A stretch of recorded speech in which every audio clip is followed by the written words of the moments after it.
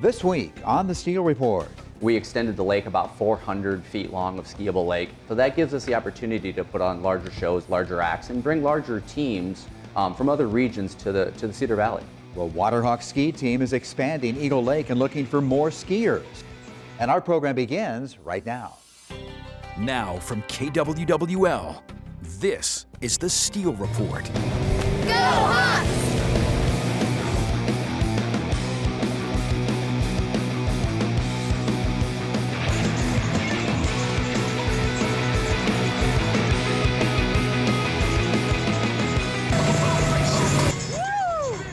And welcome to this week's edition of the Steel Report. As you can see, we have a full set, 4 guests on the program today from the always well-known, popular Waterhawks Ski Team here in Black Hawk County. This summer, in fact, they'll be celebrating 66 years. So let's meet our guests right now. Terry Wallen is the Waterhawks Safety Director and has been involved with the Waterhawks Ski Club for about 20 years, a couple of decades or so. CJ Schmitz is the show director for the Waterhawks. In fact, I'll show you a piece of video, CJ. I had you and your husband, Joe, on the air in this program 6 years ago already. Can you believe that? So welcome to the program. Parker Wallen is 13-year-old Don Bosco student. He's a 7th grader out there. He's involved in a lot of sports, including the Waterhawks. And also, please welcome a 5th grader from Hudson Elementary School, Callie Heath. She's been skiing for about 5 years now. She started when she was 6 years old, so welcome to the program. And the reason I wanted to have the Waterhawks Ski Team, at least a few of them, I know there's quite a number of people on the team, on the program today is Lily Cedardahl did a show with you guys just a few days ago on the morning show talking about a $1 million expansion to the Waterhawks Lake out of Eagle Lake in Evansdale. Terry, I'm going to let you pick up right away with this and talk about this expansion going in several phases, as I understand, and we'll show some video of what's going out there right now. But what's this all about and why is it necessary? Yeah, thanks, Ron. This has been an exciting process, started back in 2019. Been a long vision for the Waterhawks. A couple of our tenured members, Mr. Dean Weber and Larry Meany, have envisioned making the lake larger so we can host larger tournaments. Brings a lot of people to the Cedar Valley, but it's been a long process. We started in 2019, like I said. We've moved lots of dirt, multiple phase project. Had some very capable people help us make this project happen. It's $1 million. You're still looking for some funds. I know we'll put up the Venmo account, how people can get involved in that if they want to. But what's actually going to happen out there? Is it going to widen the lake or lengthen the lake? How's that going to work, or maybe make it even deeper? Yep. So we've done all of the above, Ron. So we started off and we extended the lake about 400 feet long of skiable lake. We're adding in another boat ramp, so it's going to give the lake a lot more accessibility and ease of use. And then we're expanding our turning radius.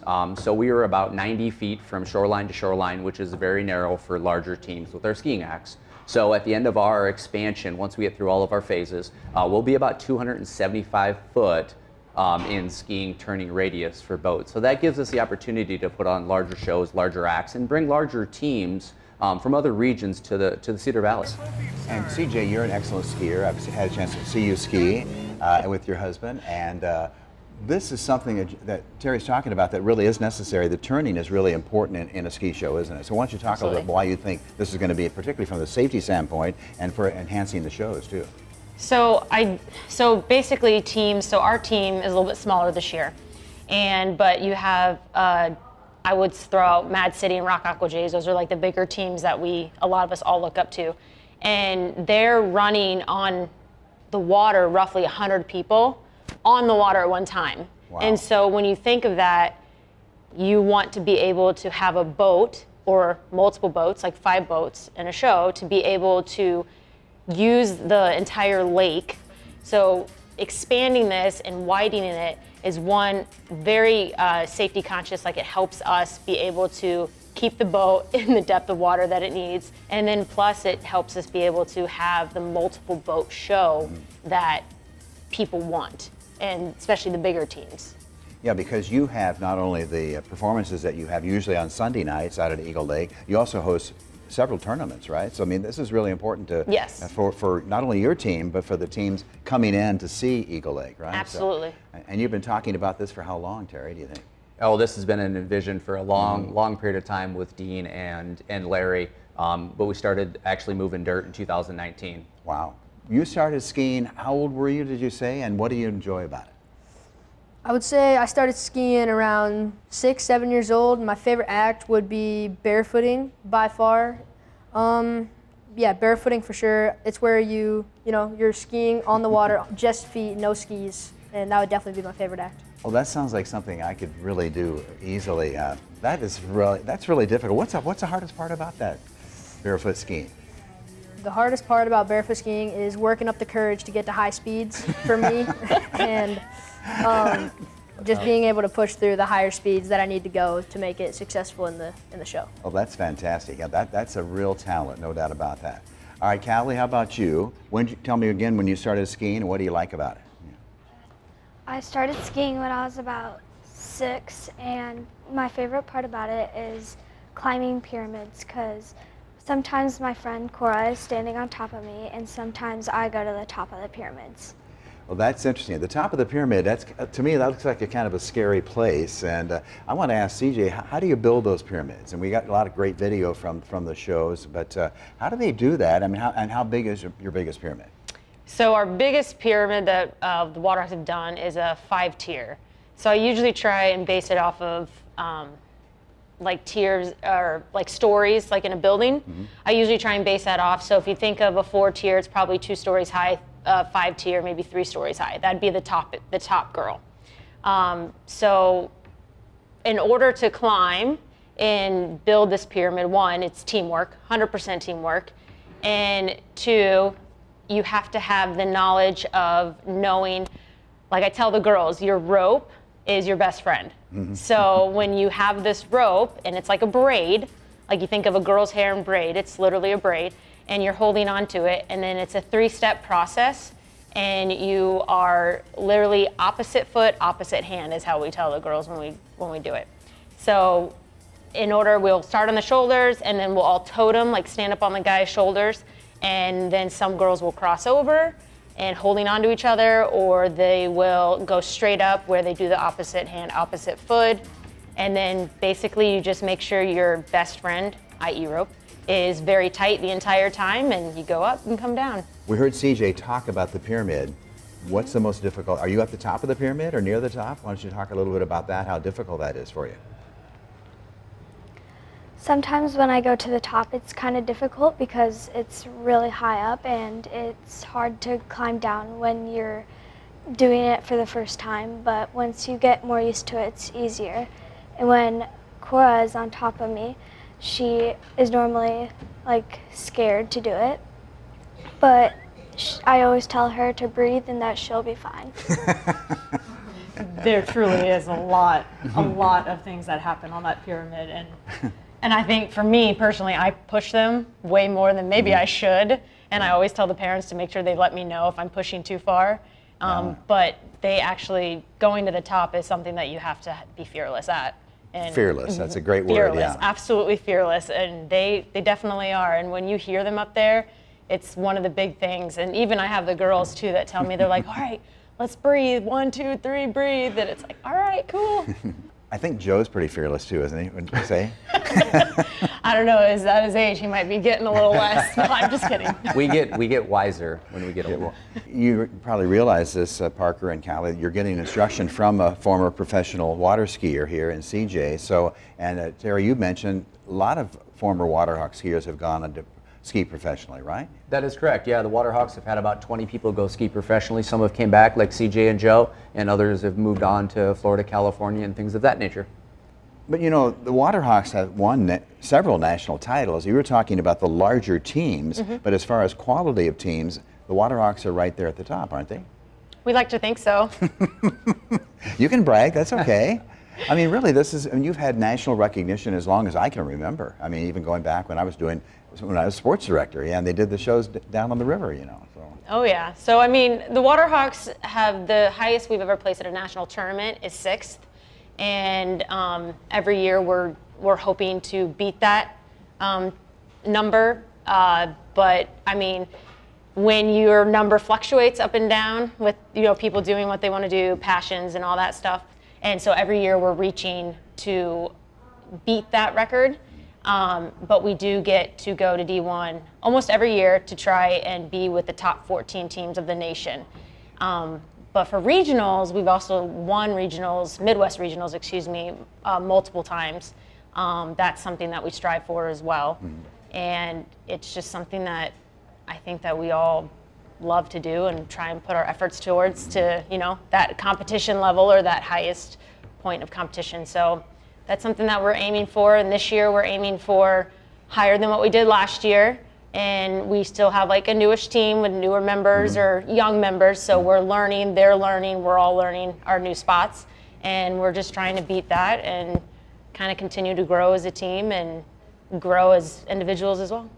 I want to expand on that because how many skiers do you have? What's the ideal size? You said you're dealing with a little smaller, younger team this year. So what are you looking for? Are you looking for more skiers, and how can they get involved? Always looking for members. I know for right now, last year we had 85 people membership, and then roughly 30 to 35 people on the water. Now that's considered pretty small for teams because, like I said, bigger teams have about 100 people on the water, which we used to have, but everybody grows up, everybody moves and does their thing. And so we're always looking for people, and my biggest thing is bringing them in, because I've been doing it since I was 8 and I'm 34, so that's a pretty long time. And you meet so many people, and like Terry said, it's a family atmosphere. And that's the one thing that I love about it. I mean, I met my husband, my best friend, my sisters, everybody were in it. So it's one of those things that I always want to try and draw people in because of the family atmosphere, and plus you get so many connections in water skiing, and you get to travel the world. That was one thing I did, and I loved it.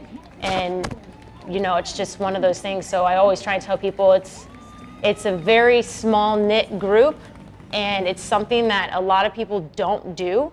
And it's like a secret sport, kind of, because it is still small, but yet so big, if that makes sense. And I just try and tell people, it's one of the coolest sports you will ever do and ever experience. And when you think about it, people think about water skiing. They're like, oh, just tubing or two skiing. It's like, no, we do a lot more than just that. And you get so much experience from it. So that's why I try and tell people, I go, come in, even if you don't know how to ski, I'll teach you. I always tell people, I go, give me 3 tries and I'll get you up. And that's because the shows are fabulous. They really are. I've taken my grandkids out to watch you, and we've seen many shows. It's really fun.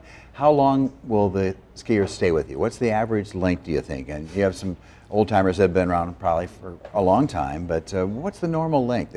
After they get to out of high school, do they stick with the club or do they move on? I think it depends on college. I go, if we have some people who actually end up staying here and going to schools that are really close by. So that's really nice when you have them decide to come back home during the summertime and stay near. I think the average, if they start young, like these two did, they'll usually stay throughout the high school, and then sometimes we'll lose them in college. But that's just something that every team experiences. And I mean, for me though, I obviously stayed throughout my entire life. I just jumped from a couple teams, moving around, but yeah, so I think the average age is roughly 18. And then unless you're like Terry or Larry or Dean, you'll stick with it your whole life. We enjoy doing it. You can't emphasize how much it's a family sport. You get the opportunity to hang out with your family, on our practice and our show nights, and travel to different tournaments and away shows that we do. So like CJ said, you don't need any experience to become a Waterhawk. We need people on the water, and we need people off the water. And if you have the ability and you want to learn how to climb or something of that nature, we'll teach you. Like CJ said, we'll definitely get you on the water and get an opportunity for you. So let's talk a little about, the lake expansion will help. The safety measure, we talked about that a little bit, but it'll also help you bring in larger tournaments, which is that sounds like your goal, Terry, and how do you do that, and what's the financial aspect of how you're able to pull those off? Do you need help from the community? Absolutely, yeah, that's our end goal at the end of the day. Obviously, we want to bring the best opportunity to Cedar Valley for the Waterhawks and for our standard Friday or Sunday night shows. I do apologize, but our ultimate goal is to host a large tournament, a World's tournament or a national tournament. And it has a lot of financial impact to the Cedar Valley if we have the ability to do that. Ran some numbers, would be about $1 million financially for the Cedar Valley between hotel, motel, and restaurants and things of that nature. So our goal obviously is to be able to host those tournaments. For us to do that, we need to expand our lake to make it conducive to larger teams. And how can people get involved as far as we mentioned the little Venmo, I guess that was made famous a few years ago and worked out pretty good for the University of Iowa Stead Family Children's Hospital with Carson King, of course. That's the first time I'd ever heard of Venmo, as a matter of fact. But is that a best way for people to make a donation in this project? Or? Absolutely, yeah. Any financial donations are definitely accepted. Venmo is a great opportunity. Otherwise, you can reach out to any of us and on our social media platforms. And we definitely are interested in any help we can get. I'm always amazed at how much rope is involved. How do you do that? I mean, without intertwining things and getting things mixed up, I'm just blown away by that, really. Yeah, a lot of preparation there. You know, going back to CJ with the teamwork, with building those large pyramids, everything has to work right. We have to have the right ropes, the right skiers, the right speed at the right time to be able to tie as we do to 5 tiers tall. But rope management, we want to make sure that all of our skiers know how to roll a rope. It really makes a huge difference to make sure those ropes are correct so we don't have any knots. Let's go back a little bit to the expansion itself. Is it just about done, or how are your shows going to look this summer as far as with the expansion? Will it be completed by the time your shows this year or not? At the rate we're going, I do feel it is. Yeah. Yep. We've had, with obviously the weather that we had this year was great. So we were able to get a lot of dirt moved and a lot of work done. We actually hydroseeded into 2024, so that was pretty crazy, laying hydroseed down in January of 2024 in Iowa. So tell people a little bit how the Waterhawks get their funding. I mean, you have a lot of boats and a lot of big time outboards that you work with, and that triple, I'm just still blown away by the triple. I love the show that it puts on out there, and I think that's really a crowd pleaser. But where do you get your funding, and can you use some help, and can you use some volunteers and some skiers? Absolutely, yeah. So we are a nonprofit organization. Our largest fundraisers are Haunted Hayride that we do throughout the month of October. So that brings in a bulk of our funds, but we always are fundraising, looking for opportunities. Like you said, Ron, the cost of those boats is expensive. The price of fuel has went up to maintain all those boats. So yeah, we're always looking for opportunities, being a nonprofit 501c3. We're going to take a short break here on the Steel Report. If you guys have time, we'll come back and talk some more. If that's okay with you guys? All right. I'll be here. You'll be here? So will I. And we hope you will too. We'll be right back.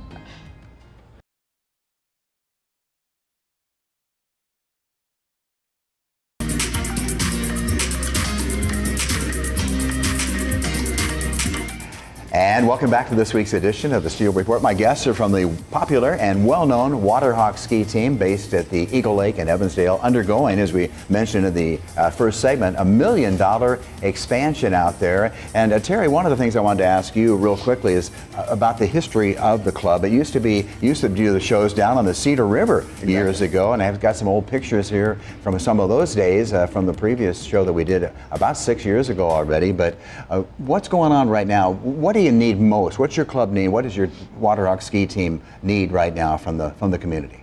Yeah, absolutely. Obviously, going through this renovation and this expansion project, funding is huge. We funded a lot of this, bootstrapped a lot of this, and we're still looking for opportunities to fund the rest of it. But as a team, we're always looking for members. I can't emphasize enough how much this is a family sport. I have my son here with me. My whole family skis. So it's great to get involved if you're looking for something a little outside of the standard softball, baseball type of activity. So that's what I love about the Waterhawks. It's a family organization. Water skiing in general is a family sport. And that's how it started back in 1958. That was the goal, was to really promote safety on the water with water skiing. So.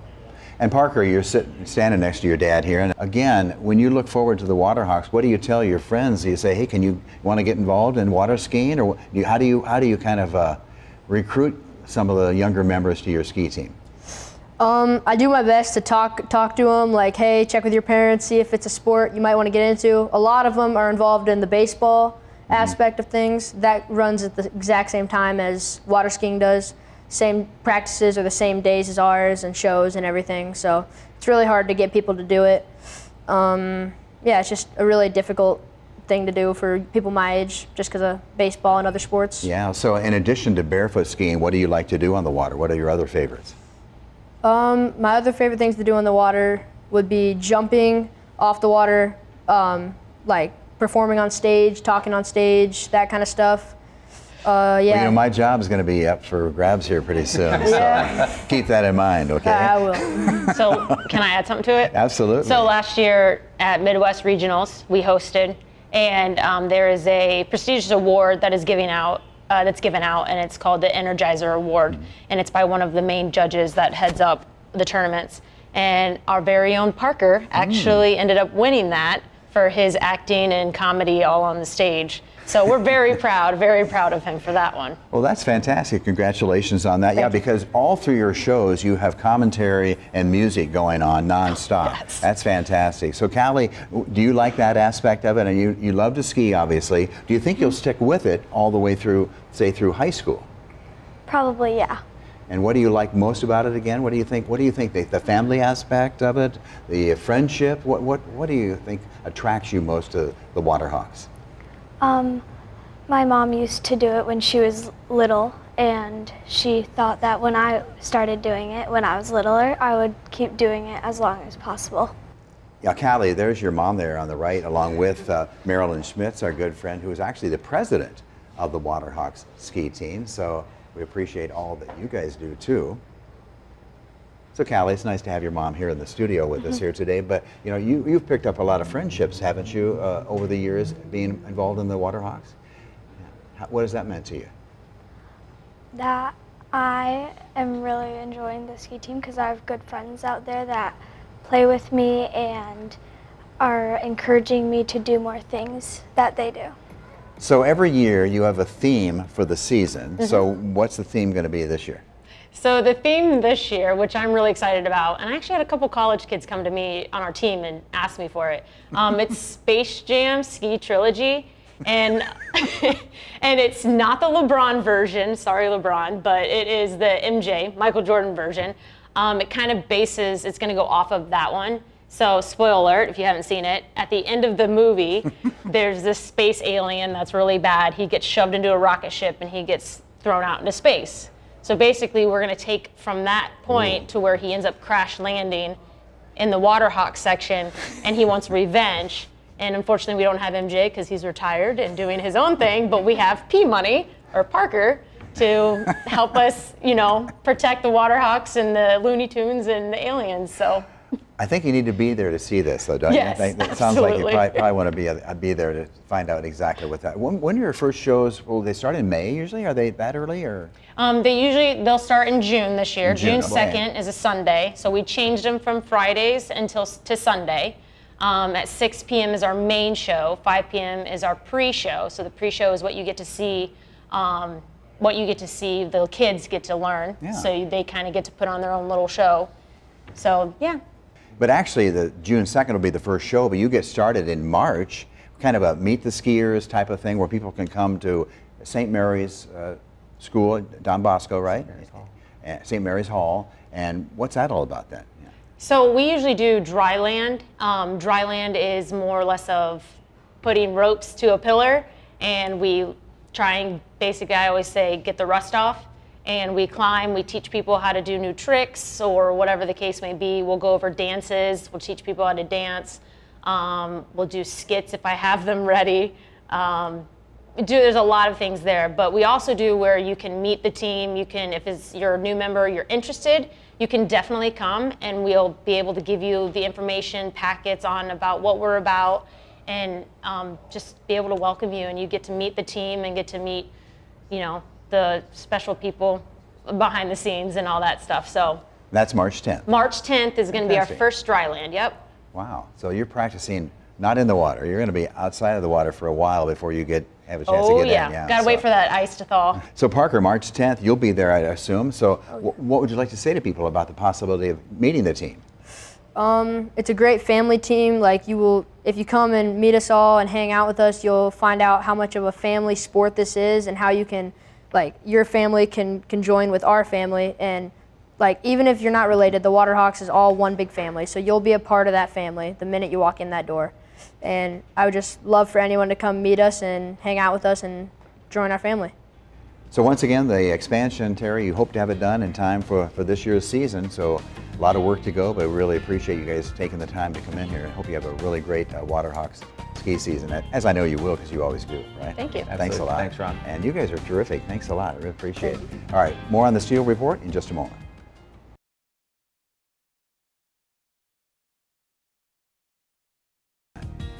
And welcome back. Be sure to meet the Waterhawks March 10th in Gobertville at St. Mary's Hall, and perhaps you will become a member of the Waterhawks. Thanks for watching. See you next week.